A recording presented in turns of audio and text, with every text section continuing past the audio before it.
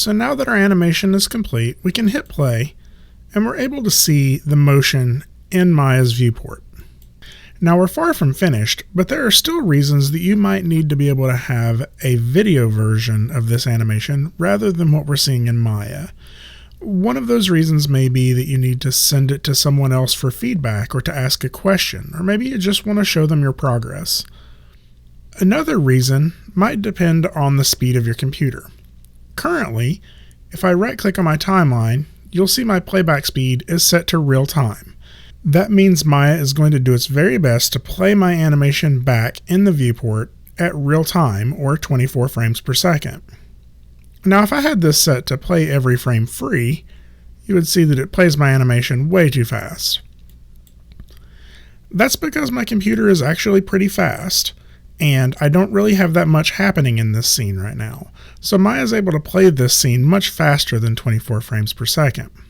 If I set this back to real time, Maya will cap itself at 24 frames per second and not play the animation any faster.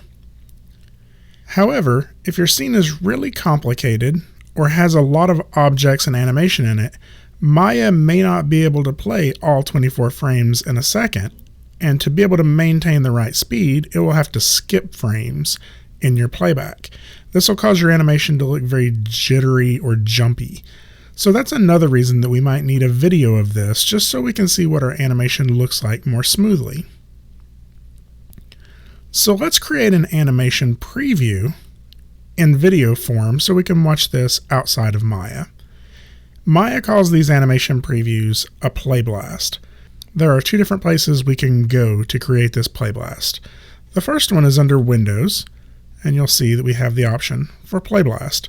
This should Playblast whatever window we have selected.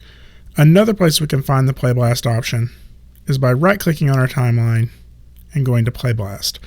Now, I'm not just going to click the word Playblast, I'm going to go to the options box at the end. Maya is going to generate a video of the animation that is currently in my viewport. These options allow us to change the settings for that video. So the first thing you'll notice is that it's set to AVI. This is a default Windows movie format, but often can be really large in terms of file size. What we would like to have is either an MP4 or an MOV file, because those will allow us to compress them a little bit smaller and have something more manageable. So I'm going to change this from AVI to QuickTime. This is really important. If you create an AVI file, it may be upwards of a gigabyte in terms of size, and you wouldn't be able to email that to anyone, or it would take forever to upload it to YouTube. So let's choose QT, and that means QuickTime. Now, we have a couple of different options in how we are going to encode this QuickTime video. Currently it's set to PNG, and even though PNG is a pretty good compressor, it doesn't usually work very well for video. So we're going to change PNG to H.264. Now when I click on PNG, you'll notice here's an H.261 and an H.263, but you're probably not seeing H.264. You'll also notice that we're only about halfway down this long list of options. We actually need to go a little higher up the list to H.264. The H.264 codec will allow us to get a really small file size, but still maintain really high quality. Since the H.264 codec works so well, I'm going to go ahead and raise my quality up as high as I can. Currently my display size is set to from window, which means that Maya is going to try to render out this video in the shape of my current viewport window. And as we know, this is something that can change depending on how my UI is set up. So if I turn this to from render settings, then it will pull the information from our render settings in order to create this video. On scale, it's currently set to 0.5, meaning it's going to be half the size of whatever's in my render settings. So I just want to go ahead and make that 1. And then the last thing I'm going to check is Save to File.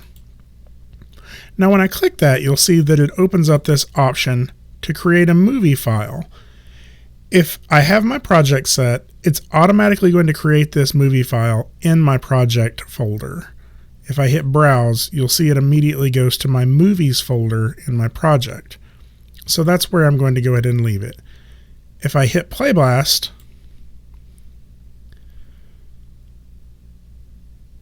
Maya will process this and create a movie file that I can watch as a video.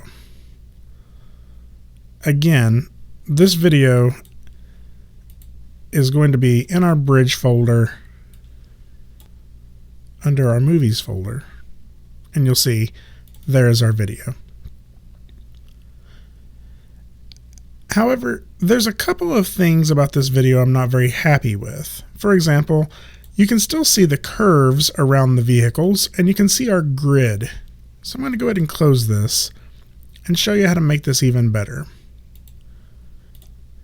If I go to Show in our viewport menu, you'll see that this lists all the different types of objects in Maya, and currently they're all checked on. So for example, if I don't want to see the NURBS curves that are around my vehicles, I can uncheck NURBS curves, and now those are no longer visible in my viewport.